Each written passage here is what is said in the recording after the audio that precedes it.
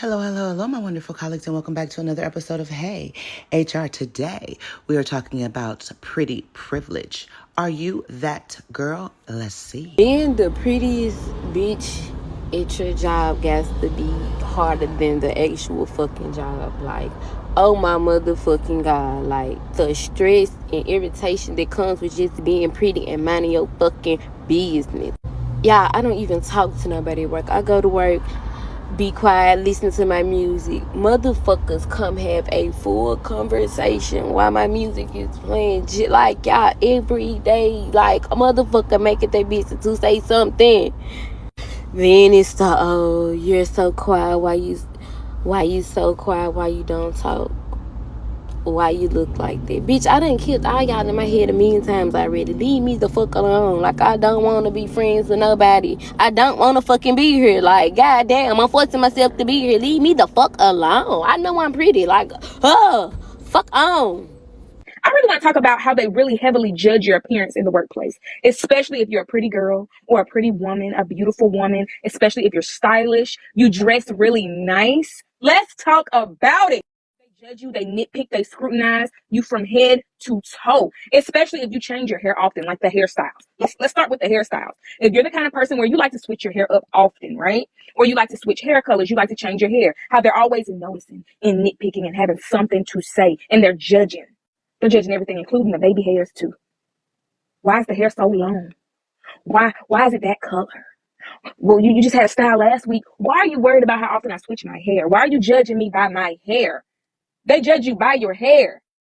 Whether they want to label you ghetto, or they want to label you, too girly or bougie and high maintenance, or you're too carefree, or you're too natural. Oh, you're too natural.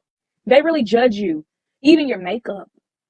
There are a lot of us who express ourselves with our personal style, from our hair to our nails, our makeup, our fashion. That's how we express ourselves, right? And they're judging. If you dress nice, they're going to look at you a certain way. They're going to treat you a certain way, especially if you're well polished. You always dress nice. You're very trendy. You express yourself. When you look good, a lot of people can't stand it. There's going to be a lot of jealousy. A lot of jealousy. They assume just because you dress nice and you're pretty and you're glam, you carry yourself well, you always look good, they feel like you're bougie. Or they feel like you're not going to do your job, you're incompetent, you're inadequate. About pretty privilege, but they always talking about it in the physical aspect. They never talk about just having a beautiful energy about you. You're not being afraid to, be kind and speak to people and treat people like they're actually fucking people. Like, I feel like that's just a part of the pretty privilege that's not ever really talked about and not appreciated enough. You don't have to be physically beautiful in order to be, considered pretty. You can have beautiful energy about you, baby.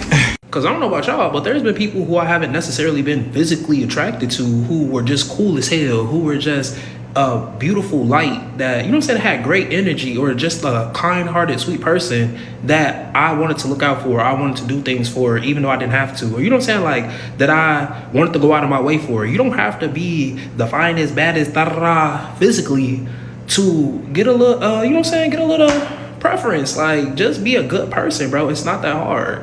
And stop trying to let these people with these aesthetics that they stole from somebody else trick you into thinking that you have to be that same aesthetic in order to, get a little bit of pretty privilege.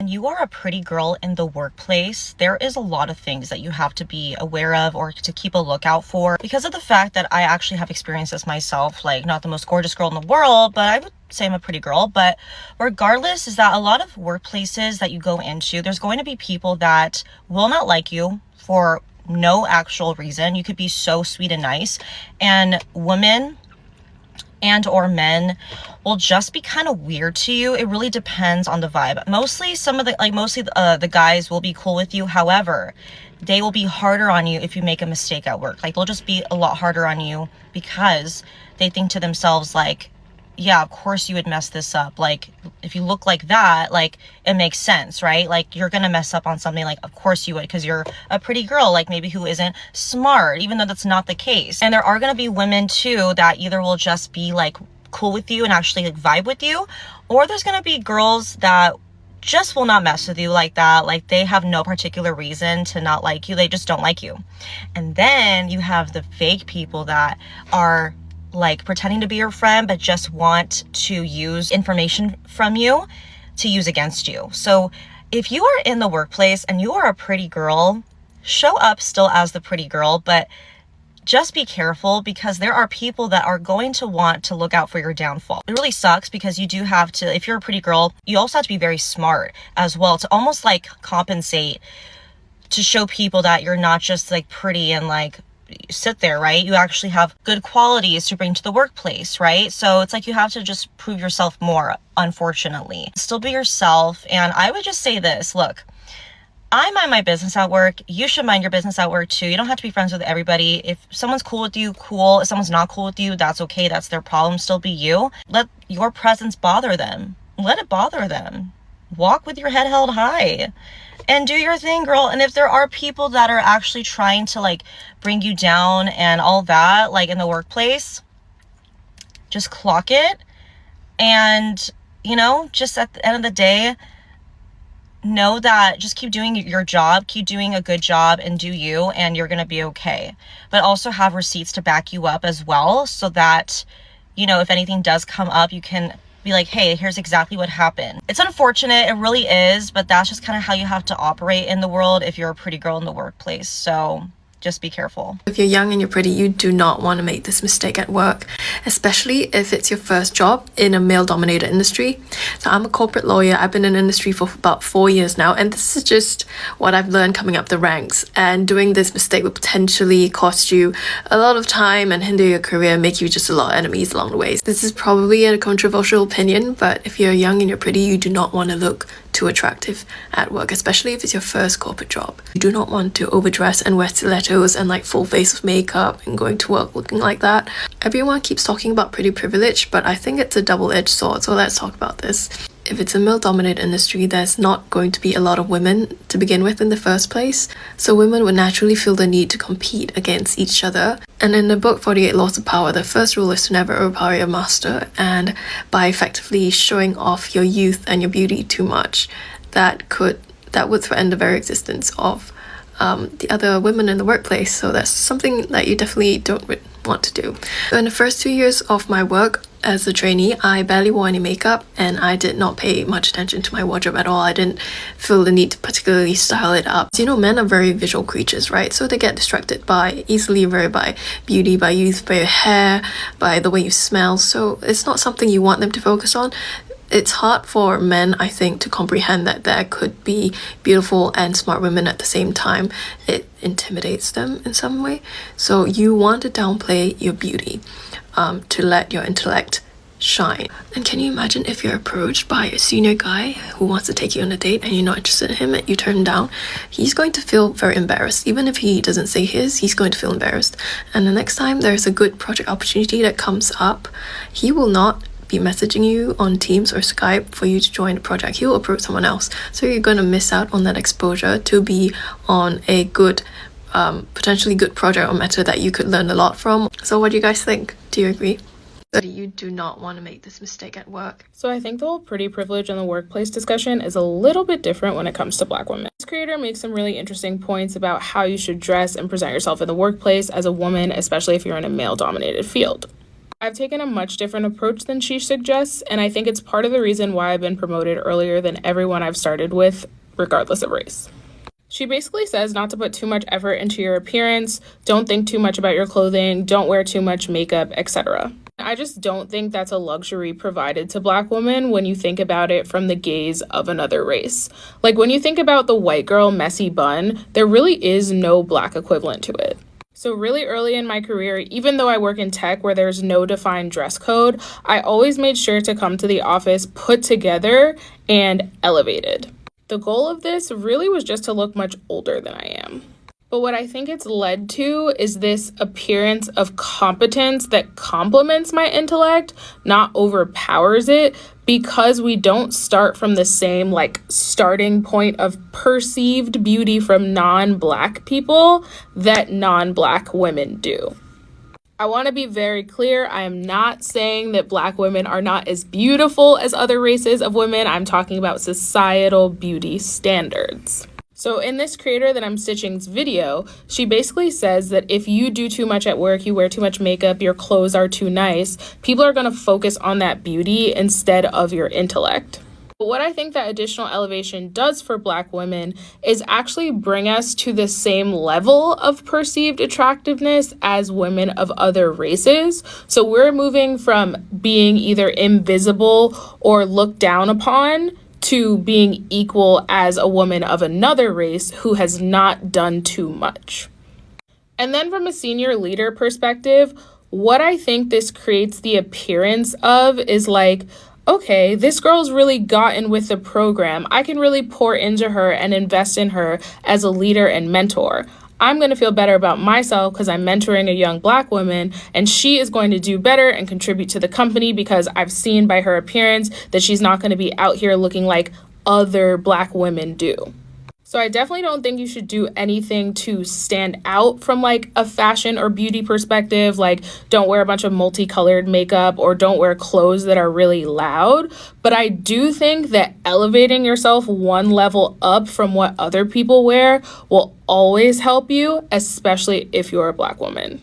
So things like, yes, wearing makeup and maybe even a lot of makeup, but not loud makeup, makeup that enhances your features, wearing jewelry that is elevated, wearing nice, simple dresses, even if everyone else is wearing jeans.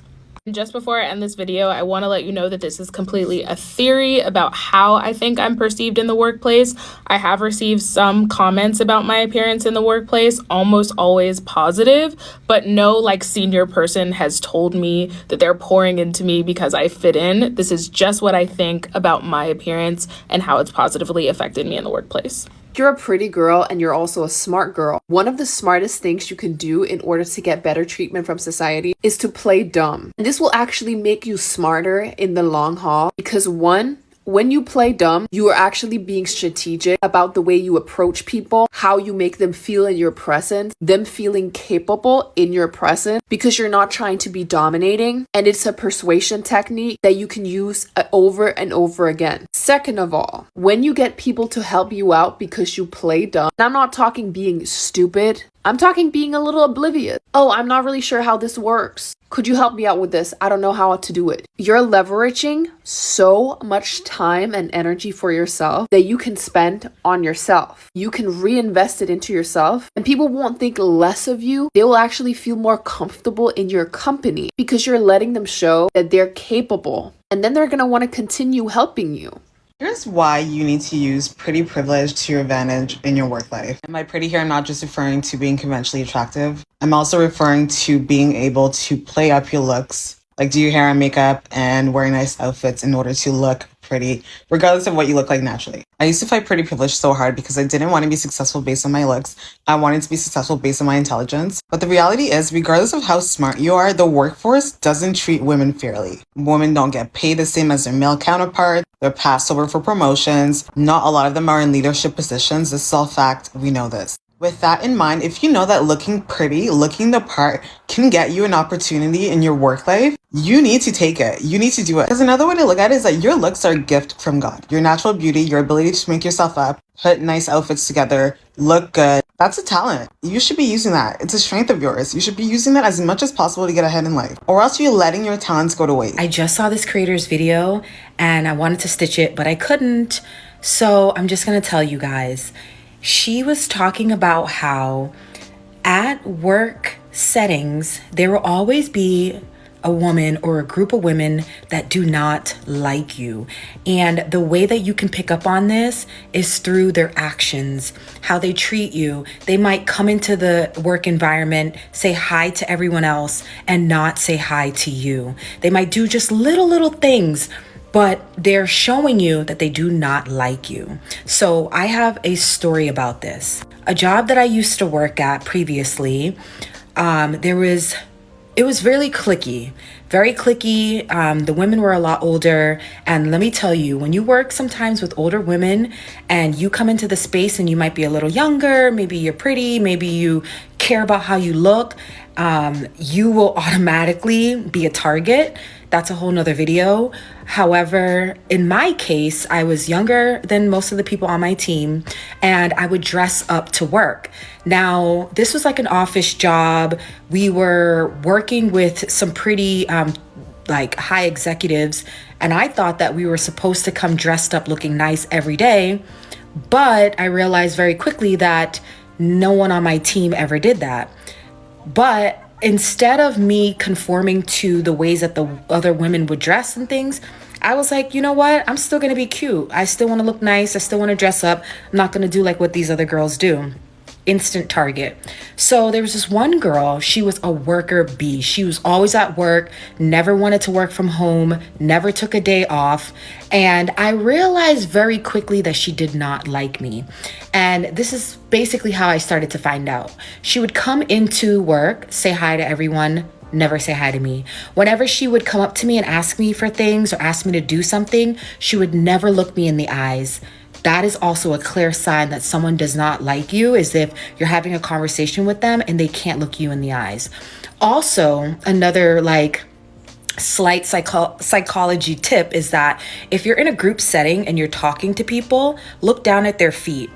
You're able to tell if someone likes you by the direction of where their feet are faced. If you're in a circle and people's feet are faced towards you, that is a good sign that they like you. They're engaged in the conversation with you. They want to be in the conversation with you. But if you notice that their feet is turned outwards or turned to another person, and you're the person speaking and maybe they don't turn to hear what you're saying or look at you, they don't like you. Another thing that she used to do is she'd be at her desk, and if I'd go up to her desk, mind you, her computer would be facing like, it was cubicle style. So computers face this way, which means that her back was faced towards me, right? So I'd come up to her desk and I'd be like, hi, I just have a quick question. She'd stay on her computer and be typing. And instead of like turning around to answer me or to look at me, to engage with me, she'd be like, yeah, it's over there. Yep, you can just go get it. And like, she would never look at me. She would just keep her eyes on her computer, never turn around, never nothing.